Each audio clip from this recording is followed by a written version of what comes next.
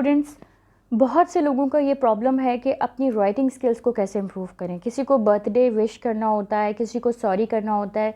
अगर कोई आपको बर्थडे विश करे तो उसके रिस्पॉन्स में क्या कहना होता है। बहुत सी जगहों पर लाइफ में हम बिल्कुल ब्लैंक होते हैं and we really don't know that how to write a single sentence with much you can say कि फैब्रिकेशन के कोई ऐसा लाइन हम लिखें, कोई ऐसा वर्ड हम लिखें कि अगला बंदा जब उसको लिखे या पढ़े तो मुतासिर हो जाए, जब उसको पढ़े तो मुतासिर हो जाए, क्योंकि ये बहुत इंपॉर्टेंट है। आपकी जो राइटिंग है, आपका जो राइटअप है, वो आपकी पर्सनालिटी को बेसिकली जो है रिफ्लेक्ट कर रहा होता है, that how you are as a person. China में और बहुत सी मतलब कह लें कि डेवलप्ड कंट्रीज़ में बहुत सी ज़बरदस्त ऑर्गेनाइजेशन में किसी को भी असेस करने का वाहिद टूल होता है ऐसे राइटिंग। आप में से बहुत से ऐसे लोग होंगे जो कमीशन के एग्ज़ाम की जिन्होंने तैयारी की होगी या कर रहे होंगे, और आपको पता है कि ऐसे के एग्ज़ाम में 90% आबादी को फेल कर दिया जाता है। क्यों? क्योंकि ऐसे इज़ यू कैन अंडरस्टैंड कि एक मेजरमेंट है आपके थॉट्स का। आपका थॉट पैटर्न कितना साफ़ सुथरा, कितना क्लियर, कितना कोहेरेंट और कितना ऑर्गेनाइज्ड है। मतलब आप कितने अच्छे से सोच रहे हो, क्योंकि जितना अच्छे से आप सोच रहे हो उतना अच्छे से ही आप लिख रहे हो। तो your writing is basically reflecting your personality. तो आज के वीडियो में हम स्टेप बाय स्टेप सिस्टमैटिकली देखेंगे कि आप अपनी राइटिंग स्किल्स को कैसे ब्रश अप कर सकते हो, कैसे इम्प्रूव कर सकते हो, और किस तरीके से आप एक कह लो कि बिल्कुल एक यूनिक एक राइटिंग स्ट्रेंथ लेकर आ सकते हो। इसमें हम चलते हैं टूल्स की तरफ। जो पहला टूल हमारे पास है वो है सेल्फ इस्टीम और आपका कॉन्फिडेंस, आपका अपने ऊपर कॉन्फिडेंस लिखने के हवाले से। जैसे कि लास्ट वीडियो में हमने डिस्कस किया था कि स्पीकिंग को कैसे ब्रश अप करते हैं अपनी, और उसमें भी यही चीज़ पहले डिस्कस हुई थी कि जो आपकी सेल्फ इस्टीम यानी कि आपका अपने से रिलेटेड जो इमेज है, जो आपका इमेज है अपने बारे में, एक पॉजिटिव इमेज होना बहुत ज़रूरी है। अगर आप ये सोचते रहते हो कि मैं बहुत बुरा लिखता हूँ, मुझे लिखना ही नहीं आता, मैं ग्रामर की बहुत गलतियाँ करता हूँ, या पता नहीं मुझे स्पेलिंग्स नहीं आते, अगर ये सारे इमेजेस क्या हैं, ये रॉन्ग इमेजेस हैं। और जितना आप इनको सोचेंगे उतना ज़्यादा आप पथेटिक की तरफ मूव करेंगे। हर दिन आपने क्या करना है, अपने आप को एक बेटर इंसान बनाने की कोशिश करनी है। और वो कैसे बनाएंगे? अपनी एक पॉजिटिव सेल्फ इमेज बिल्ड करके, अपनी एक पॉजिटिव सेल्फ इमेज बिल्ड करके, ठीक है। तो वो आपकी अपनी नज़रों में, अगर आप अपने आप को जैसा देखते हैं वैसा ही आपको दुनिया दिखती है, ये बात कभी मत भूलिएगा। और कॉन्फिडेंस, जैसा कि मैंने आपको पहले भी बताया था कि आपके एक्सपीरियंस और आपकी नॉलेज का कॉम्बिनेशन होता है। यानी कि अगर राइटिंग में किसी भी राइटअप को आप कॉन्फिडेंटली लिखना चाहते हैं तो उसमें दो चीज़ें जो हैं, वो इसके दो इंग्रेडिएंट्स हैं। एक तो ये है कि आपकी नॉलेज, यानी आपकी राइटिंग को लेकर क्या नॉलेज है, या इंग्लिश को लेकर आपकी क्या नॉलेज है। अब जितनी अच्छी नॉलेज होती जाएगी उतना कॉन्फिडेंस क्या होता जाएगा, बूस्टअप होता जाएगा। सेकेंडली, आपका एक्सपीरियंस क्या है, मतलब यानी कि आपने कितनी दफ़ा लिखा है। मतलब आपको दुनिया की, आपने ग्रामर की सारी किताबें, आपने रन एंड मार्टिन पी ली, आपने सारी ग्रामर मतलब दुनिया की पी ली, लेकिन आपने कभी लिख के नहीं देखा एक सिंगल पैराग्राफ। तो how can you claim that you are a writer? No, you can never claim it. तो इट इज़ वेरी इंपॉर्टेंट, इन दो चीज़ों का जो मिलाप है, एक्सपीरियंस का और नॉलेज का, इट इज़ फिनोमिनल। इसके बगैर गुजारा नहीं है। अगर आप एक अच्छे राइटर बनना चाहते हैं तो आपने अपनी सेल्फ इमेज को इम्प्रूव करना है, अपने अंदर कॉन्फिडेंस लेकर आना है, सबसे इम्पॉर्टेंट बेसिक चीज़ है। और ये आपका किन दो चीज़ों से आएगा? एक तो नॉलेज को ग्रेजुअली नॉलेज लें, और नॉलेज भी कौन सी? जो फ्लड ऑफ इन्फॉर्मेशन इंटरनेट पे फैला हुआ है, आपको एक ही टॉपिक पे 10 लाख वीडियो मिल जाएंगी, नहीं। अंडरस्टैंड कि आपको क्या चीज़ चाहिए, फोकस्ड होकर वही चीज़ लें। इसके लिए सबसे अच्छी चीज़ होती है आप किसी सिस्टम से जुड़ जाएं जो आपकी लर्निंग की जिम्मेदारी ले, ऑनरशिप ले, ताकि वो आपको स्टेप बाय स्टेप गाइड कर सकें, ठीक है, आपको आगे लेकर जा सकें। यानी कि आपको अपनी लर्निंग की जिम्मेदारी खुद ना लेनी पड़े। खुद लेंगे तो फिर आप डिस्ट्रैक्ट होते रहेंगे हर कदम पे। आप कहेंगे नहीं, ये वीडियो अच्छी नहीं है, इससे अच्छी ये देख लेता हूँ। यूँ कर कर के आप सारा दिन ज़ाया कर देते हैं, जैसा कि आप करते हैं, और इससे आप ज़िंदगी में कहीं पर आगे ना तो जा पा रहे हैं और ना जा पाएंगे। तो सेल्फ इस्टीम और कॉन्फिडेंस से हम चलते हैं नेक्स्ट स्टेप की तरफ, that is develop your vocabulary. जैसे कि स्पीकिंग सीरीज़ में मैंने आपको बताया था कि जैसे इंग्लिश को बोलने के लिए इम्पॉर्टेंट है कि आप अपनी वोकैबुलरी को इम्प्रूव करें, इसी तरीके से लिखने के लिए भी ऑब्वियसली इम्पॉर्टेंट है ना। आपने कोई भी आप राइटअप लिख रहे हो, आप कोई स्टोरी लिख रहे हो, कोई फेबल लिख रहे हो लेट्स से, तो यू मस्ट बी नोइंग कि आप जैसे एक स्टोरी लिख रहे हो, बीच में एक वर्ड आ जाता है खाई, उर्दू में खाई कहते हैं, तो उसको अब आपको पता होना चाहिए इंग्लिश में ट्रेंच कहते हैं, ठीक है। मतलब आपके पास एक प्रॉपर वर्ड होना चाहिए, क्योंकि अगर आप बार बार रुकोगे या आप जाके गूगल करोगे तो आपकी क्रिएटिविटी क्या हो जाएगी, स्टॉप हो जाएगी, बिल्कुल नीचे आ जाएगी, शैटर्ड हो जाएगी। तो आप कहोगे मुझे इतनी मेहनत करनी पड़ रही है, इससे अच्छा मैं ना लिखूँ। तो ये बहुत ज़रूरी है कि आप एक सिस्टमैटिक वे में अपनी वोकैबुलरी को डेवलप करें, ठीक है। जैसे कि हम FEA के ऊपर एक सिस्टमैटिकली आपकी वोकैबुलरी को डेवलप कर रहे हैं, वो भी प्रैक्टिकल वोकैबुलरी। बहुत से लोगों ने ऐसे ऐसे वर्ड सीखे होते हैं जिनकी लाइफ में कोई इंपॉर्टेंस नहीं होती है। मतलब मैंने देखा है सैट में और ड्रीम में, यानी कि वोकैबुलरी ऐसी ऐसी वोकैबुलरी है मतलब जिसकी लाइफ में कोई इम्प्लीमेंटेशन नहीं है, मतलब बहुत फिलोसॉफिकल वर्ड्स। तो और उसमें आप लोग अपनी एनर्जी लगाते रहते हैं, उनको कभी अपनी लाइफ में यूज़ भी नहीं करना होता, इसलिए वो रिटेन भी नहीं हो पाते। तो ज़रूरी है कि आप अपने इर्द गिर्द की चीज़ों का आपको पता हो, आपको पता हो कि आपके इर्द गिर्द जो चीज़ें मौजूद हैं उनको क्या कहते हैं, ठीक है।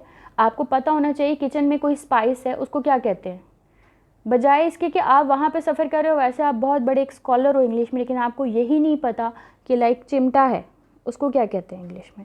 एक छोटी सी एग्जांपल दे रही हूँ मैं आपको पता होना चाहिए। आपकी जितनी प्रैक्टिकल वोकैब इम्प्रूव होगी उतना ज़्यादा आपका कॉन्फिडेंस क्या हो जाएगा, अपने ऊपर इंक्रीज़ हो जाएगा। तो इसके लिए भी आप बहुत ज़्यादा चूज़ी रहें, सिलेक्टिव रहें कि आपने कहाँ से नॉलेज लेनी है। जो आपको बेहंगम आपको एक दरिया नज़र आता है, सैलाब नज़र आता है इन्फॉर्मेशन का, उससे आप गुरेज करें, फोकस्ड रहें। उसके बाद जो थर्ड टिप है that is sound understanding of grammatical concepts. Obviously बिल्कुल स्पीकिंग की तरह ये बहुत इंपॉर्टेंट है, राइटिंग के अंदर भी अगर आप अपनी राइटिंग को इम्प्रूव करना चाहते हैं तो ग्रामर इज़ वेरी इंपॉर्टेंट। देखिए स्पीकिंग में तो ये एक आपको एक प्लस पॉइंट होता है कि आपने जल्दी जल्दी बोला तो अगले को समझने का मौका नहीं मिला, हो सकता है वो आपकी गलती ना पकड़ पाए। राइटिंग में वो 100% आपकी गलती पकड़ लेगा। लाइक आपने हैज़ के साथ लेट्स से अगर फर्स्ट फॉर्म लगा दी है जो कि गलत है, वर्ब की फ़र्स्ट फॉर्म लगा दी है, तो वो आपको फ़ौरन पकड़ लेगा कि आपको इंग्लिश नहीं आती। तो ग्रामर में इट इज़ वेरी इंपॉर्टेंट कि आपने जो है अपनी ग्रामर के जो कॉन्सेप्ट्स हैं इनको सिस्टमेटिकली इम्प्रूव करना है। आपने किस तरह इम्प्रूव करना है, it's totally up to you. ये स्ट्रेटजीज़ आप अगेन मैं वही कहूँगी किसी सिस्टम के थ्रू अगर आप करते हैं तो आपको ज़्यादा हेल्प हो जाती है, और अगर आप कहते हैं आपने खुद करनी है, कोई बुक आपने फॉलो करनी है, आप वो कर सकते हैं। एक प्रैक्टिकल टिप यहाँ पे देना चाहूँगी, ग्रामरली एक ऐप है, काफ़ी अच्छी है, लेकिन उसको भी अब ऑटोमेटेडली ना करें, इसको अपने पास इंस्टॉल कर लें। इसमें होता है जब आप कुछ भी इंग्लिश में लिखते हो तो ग्रामरली इंडिकेट कर देता है कि यहाँ पर जो है वो आपने गलत ग्रामर यूज़ की हुई है। तो इसका जो है जो इसका फ्री वर्जन है उसमें भी इसकी काफ़ी ज़्यादा आपको उसमें आसानी मिलेगी। मतलब एक तो पेड वर्जन जो बिल्कुल एडवांस्ड वोकैबुलरी को, एडवांस्ड ग्रामर को हाईलाइट करता है, लेकिन इसका जो फ्री वर्जन है वो भी बहुत अच्छा है, यूज़फुल है, कारआमद है। तो लेकिन उसको भी ऑटोमेटेड वे में नहीं, जब वो कोई गलती हाईलाइट करे तो उसको गौर से देखें, अच्छा ये गलती मैंने अब की है, मैं नेक्स्ट टाइम इसको नहीं करूँगा। तो उसके बाद हम आ जाते हैं फोर्थ नंबर पे, that is practice is the key. Yes, जिस तरह स्पीकिंग बगैर बोले नहीं आएगी तो इसी तरीके से राइटिंग भी बगैर लिखे नहीं आएगी। बिल्कुल उसी तरह जैसे पहले मैंने आपको बताया था, स्विमिंग बगैर स्विम किए नहीं आएगी। स्विमर आप नहीं बन सकते जब तक कि आप तैरें नहीं, राइटर आप जब तक नहीं बन सकते जब तक आप लिखें नहीं, स्पीकर आप जब तक नहीं बन सकते जब तक आप बोले नहीं। चाहे आपको दुनिया जहान की नॉलेज है, आपने उस टॉपिक पे 1 लाख वीडियो भी देख ली हुई है, तो भी आपके किसी फ़ायदे की नहीं है। क्यों? क्योंकि आपने उसको करके ही नहीं देखा। जब आपने करके ही नहीं देखा तो फिर आप कैसे क्लेम कर सकते हैं कि आप कर सकते हैं। तो ये बात हमेशा याद रखिएगा, पहला स्टेप हमेशा बेबी स्टेप्स लेना शुरू करें और अपने साथ किसी को मेंटोर बनाएं जो आपकी प्रैक्टिस को इंचार्ज देखे, ताकि ये ना हो आप गलत में आगे इम्प्रूव करते जाएं। आपको कोई होना चाहिए जो आपको टोके कि ये गलत किया है, ताकि आप नेक्स्ट टाइम उसको ठीक करें और फिर ठीक करते चले जाएं और इम्प्रूव करते चले जाएं। पहले दिन आप बहुत ख़राब करेंगे, उसके बाद थोड़ा कम ख़राब करेंगे, और ये इसी तरह से सब ने सीखा है। जितनी भी स्किल्स दुनिया में मौजूद हैं, कोई भी दुनिया में पहले से सीख कर नहीं आया। सब ने एक एक कदम उठा के, आपने देखा है बच्चा जब चलना शुरू करता है तो पहले गिरता है, फिर उठता है, फिर गिरता है, फिर चलता है। यही स्किल का हाल है, चाहे वो रीडिंग है, चाहे वो राइटिंग है, चाहे वो स्पीकिंग है, चाहे वो ड्राइविंग है। जिसने पहले दिन गाड़ी चलाई होती है उसका क्या हाल हो रहा होता है, और फिर वो एक वक्त आता है कि वो इतना एक्सपर्ट होता है कि लगता है वो बना ही गाड़ी चलाने के लिए। तो देखें ये बहुत इंपॉर्टेंट है, प्रैक्टिस की पावर को आपने कभी भी अंडर एस्टिमेट नहीं करना। उसके बाद फिफ्थ है read as much as possible. Yes, reading को भी अंडर एस्टिमेट आपने कभी नहीं करना। क्यों? क्योंकि रीडिंग जो है it is a tool. Reading is a tool, readers are leaders, number 1। और देखें जैसे कि स्पीकिंग का ताल्लुक डायरेक्टली किससे था, लिसनिंग से था, यानी आप जितना अच्छा सुनोगे, जितना ज़्यादा सुनोगे, उतना ज़्यादा आप बोल पाओगे। इसी तरीके से जितना ज़्यादा आप पढ़ोगे, जितना ज़्यादा रीड करोगे, उतना ज़्यादा आप क्या कर पाओगे, लिख पाओगे, क्योंकि रीडिंग होती है आपकी पिक्चर मेमोरी। आप देख रहे हो और फिर जब आप लिखने लगते हो तो आपके जहन में रीडिंग वाले पैराग्राफ्स ही आते हैं जो आपने पढ़े होते हैं लाइफ में। तो जिन लोगों की भी बुक रीडिंग की हैबिट होती है, उनकी जो इंग्लिश होती है वो ऑटोमेटिकली काफ़ी इम्प्रूव्ड होती है। ठीक है, तो अब इसमें रीडिंग आप कहेंगे अब मैं क्या रीडिंग करूँ, मतलब मुझे तो समझ नहीं आ रही है। तो देखें आपका जो भी इंटरेस्ट है, लेट्स से आपकी कोई हॉबी है, आपकी हॉबी है लेट्स से कि आपको लेट्स से मोटिवेशनल टॉक्स बहुत पसंद है, तो वो आप उर्दू में सुनते होंगे जाके, बहुत से इनकी मेंटोर्स की, लाइक कासिम अली शाह हैं, बहुत अच्छे लोग हैं। अब वही जाके आप किसी इंग्लिश वाले की सुन के देखें, there are so many good people जो इंग्लिश में भी ऑब्वियसली बहुत अच्छी बातें बताते हैं। आप यूट्यूब पर सर्च करके देखें, तो आपको शुरू में हो सकता है उनकी थोड़ी कम समझ आए, लेकिन आहिस्ता आहिस्ता करके आप देखिएगा उनकी कितनी अच्छी समझ आएगी आपको। एक सदगुरु हैं, वो इंडियन है बट वो इंग्लिश में स्पीच देते हैं, वो काफ़ी रुक रुक के इंग्लिश बोलते हैं और काफ़ी अच्छी इंग्लिश बोलते हैं, काफ़ी अच्छी वोकैबुलरी है उनको। तो मैं रिकमेंड नहीं कर रही हूँ, मैं जस्ट कह रही हूँ कि आप उसको स्क्रॉल डाउन कीजिएगा अगर कोई देखता है तो आपकी इंग्लिश काफ़ी ज़्यादा इम्प्रूव होती है। आप अगर किसी इंग्लिश बोलने वाले को सुने तो सही जो बोल रहा है। तो इसी तरीके से आप रीड करें उनके आर्टिकल्स, लाइक जिस तरह सदगुरु की एग्जांपल मैंने बोलने के हवाले से दी, तो इसी तरह से कुछ लोग लिखते हैं और बहुत अच्छा लिखते हैं, बहुत प्यारा लिखते हैं, तो उनके आर्टिकल जाके पढ़ें, गूगल करें। आपको कोई भी प्रॉब्लम है आप उसको इंग्लिश में सॉर्ट करके देखें, जैसे गूगल पे आप उर्दू में पूछते हैं ना, इंग्लिश में पूछें, इंग्लिश में बताएगा, उसको पढ़ें, उसको समझने की कोशिश करें। दिन की यकीन करें, इसको अंडर एस्टिमेट ना करें। ये ज़रूरी नहीं, मैं आपको ये नहीं कह रही कि आपने एक दिन की एक किताब पढ़ लेनी है, ऐसा मैंने बिल्कुल नहीं कहा। आप अगर एक दिन में एक पैराग्राफ भी पढ़ लेते हैं ना 6 लाइन का, तो आप देखें वो महीने में 6 लाइनें 30 से मल्टीप्लाई होकर 180 लाइनें बन जाती हैं। उस चीज़ से बहुत बेहतर हैं जो आप ज़ीरो पे खड़े हुए थे, अब आप 180 लाइन्स आपने कितनी पढ़ ली, एक महीने में पढ़ ली। तो वो ज़ीरो वाला इंसान बेहतर लिख सकता है या 180 लाइन पढ़े हुए वाला बेहतर लिख सकता है? ऑब्वियसली ये वाला। तो कभी भी इसको पावर ऑफ डिसिप्लिन को, पावर ऑफ प्रैक्टिस को, पावर ऑफ रीडिंग को, पावर ऑफ लिसनिंग को, इन चीज़ों को कभी भी ज़िंदगी में अंडर एस्टिमेट आपने नहीं करना अगर आप अच्छी इंग्लिश बोलना चाहते हैं या अच्छी इंग्लिश को लिखना चाहते हैं। अच्छा, ये बहुत मज़े की टिप है, tip number 6, that is keep a diary और डेली जर्नल इन इंग्लिश। आप जो मतलब कुछ भी डायरी वगैरह आप लिखते होंगे, बहुत से लोगों की आदत होती है, मेरी तो है एटलीस्ट, और लिखनी भी चाहिए, इससे आपकी देखिएगा आपकी थॉट्स में बहुत क्लैरिटी आती है। तो अपने दिन की कोई रूटीन है, चलें दिन में नहीं भी लिखते आप, कभी कभी आप गम और गुस्से में होते हैं, कभी आपको कोई हर्ट हुए होते हैं, तो आप जो भी आपके जहन में ख्याल आ रहे हैं आपको हर्ट कर रहे हैं, उनको लिखना शुरू कर दें। उर्दू में तो बहुत से लोग लिखते होंगे आई थिंक मेरे कहे बगैर ही, तो उसको इंग्लिश में लिखने की कोशिश करें। अपना एक डेली का एक अपने आप के साथ एक सेशन रखा करें, उसमें राइटिंग किया करें कि आज मैंने कैसा फ़ील किया वगैरह वगैरह। आपकी कुछ पर्सनल चीज़ें होती हैं, पर्सनल बातें होती हैं, तो वो आप एक जर्नल में जॉट डाउन कर सकते हैं। अच्छा, अब मैं बिल्कुल प्रैक्टिकली राइटिंग की तरफ आ जाती हूँ। जब आपने लेट से अपने सामने कागज़ रख लिया है और अब आपने लिखना शुरू करना है, तो उसके लिए सबसे पहली चीज़ क्या होती है, ब्रेनस्टॉर्मिंग। सबसे पहली चीज़ क्या होती है, ब्रेनस्टॉर्मिंग। लेट से मैंने आपको एक टॉपिक दे दिया, हु आई एम। एक टॉपिक ये मैंने आपको देना भी है, इस वीक की असाइनमेंट है, हु आई एम या हु एम आई।